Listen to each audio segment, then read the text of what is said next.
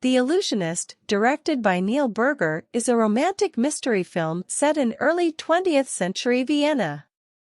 It's a tale of love, magic, political intrigue, and the thin line between reality and illusion.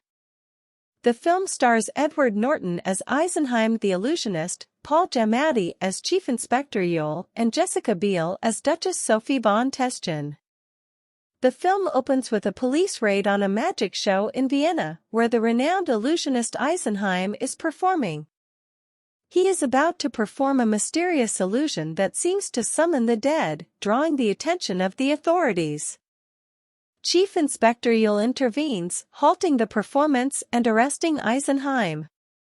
This scene sets the stage for the film's central narrative, which unfolds through a series of flashbacks narrated by Yule. As a young boy, Eisenheim, then known as Eduard Abramovich, grows up in a modest family in rural Austria. He becomes fascinated with magic after a chance encounter with a traveling magician. This early experience ignites his passion for illusion and sleight of hand, a passion that becomes the driving force of his life. The young Edward soon meets Sophie, a young aristocrat, and despite the vast social divide between them, they form a deep and instant bond. Their friendship blossoms into love as they grow older, but their relationship is forbidden due to their different social standings. Sophie's family, particularly her controlling and ambitious father, disapproves of the relationship, and they are forcefully separated. Determined to be with Sophie, Eisenheim leaves his home and travels the world, honing his skills as an illusionist.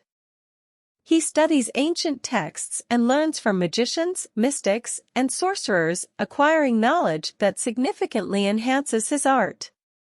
Years later, Eisenheim returns to Vienna as a master illusionist. His shows garner widespread acclaim, captivating audiences with his astonishing illusions.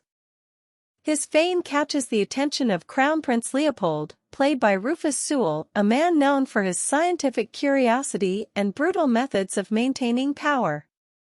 During one of his performances, Eisenheim is reunited with Sophie, who is now engaged to Crown Prince Leopold. The encounter rekindles their past affection, setting in motion a dangerous and complicated love triangle. Sophie, feeling trapped in her engagement to the cruel and ambitious Leopold, finds solace in her renewed relationship with Eisenheim. Eisenheim's performances begin to take on a more provocative tone, incorporating illusions that seem to defy the laws of nature. This arouses suspicion and concern from the Crown Prince and the Viennese authorities. Chief Inspector Yule, an admirer of Eisenheim but also a loyal servant to the Crown Prince, is tasked with investigating Eisenheim's shows. Yule, a pragmatic man, is torn between his duty to uphold the law and his growing respect for Eisenheim's artistry and intelligence. Eisenheim's performances continue to draw large crowds in Vienna, and his illusions become increasingly bold and mystical.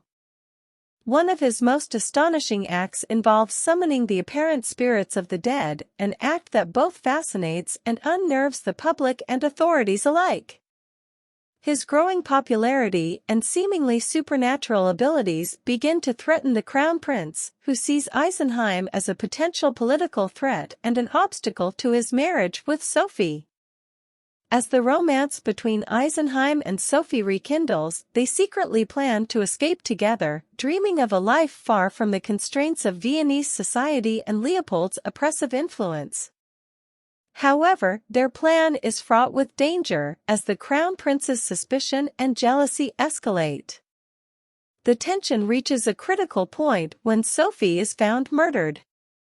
The circumstances of her death are mysterious, and suspicion falls on Eisenheim, given his relationship with her and the animosity with the Crown Prince. Chief Inspector Yule leads the investigation, torn between his duty to the crown and his growing doubts about the prince's morality and the official version of events. Eisenheim, devastated by Sophie's death, uses his shows to subtly accuse the Crown Prince of foul play. He creates increasingly elaborate and ghostly illusions, suggesting that Sophie's spirit is communicating through him.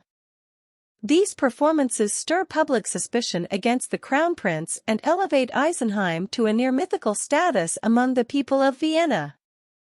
Inspector Yule delves deeper into the investigation, uncovering evidence of the crown prince's violent temper and history of abuse. He begins to suspect that the prince might indeed be responsible for Sophie's death.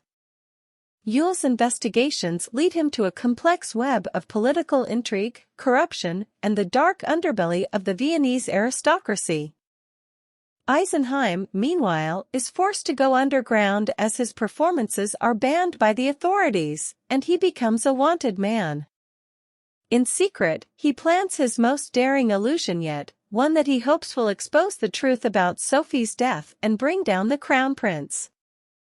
The film builds to a climax as Eisenheim stages his final performance.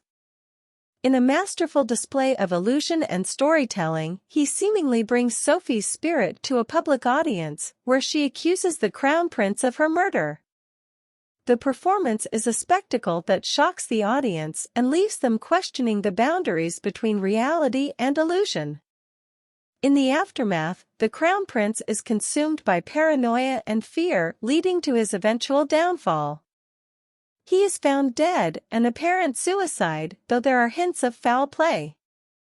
Eisenheim, having achieved his goal of avenging Sophie's death and exposing the crown prince, disappears from public life. The film concludes with Chief Inspector Yule piecing together the final parts of the puzzle. He realizes that much of what he believed about Eisenheim and the events surrounding Sophie's death was carefully orchestrated illusion. Yule discovers that Sophie's death was faked as part of an elaborate plan devised by Eisenheim to free her from the crown prince and to bring about his downfall. The Illusionist ends with Yule reflecting on the events, acknowledging Eisenheim's genius and the power of illusion. Eisenheim and Sophie are shown to have escaped together, living a peaceful life far from Vienna. The film leaves the audience contemplating the nature of reality, the art of deception, and the lengths one will go for love and justice.